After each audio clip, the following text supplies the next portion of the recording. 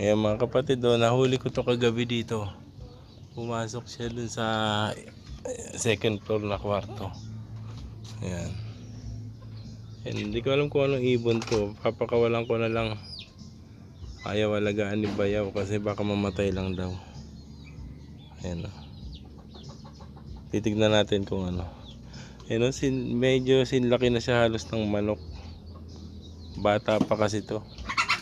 Yung manok malalaki. Papakawalan ko sa baba.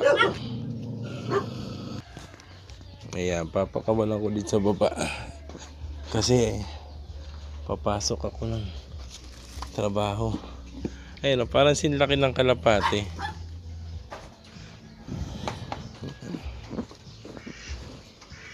Ayan. Yung bibi nakawala na naman. Mga alaga ni Bayaw. Ayan. Ano kayang pangalan nito? Anong tawag? Ayun, may isa pa. Ay, hindi. Manok pala talaga. Kala ko tikling.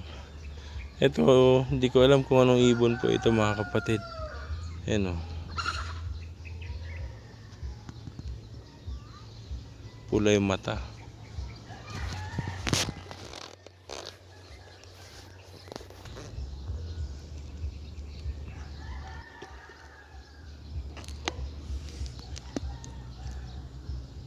Ayaw alagaan ni Bayaw kasi baka mamatay daw.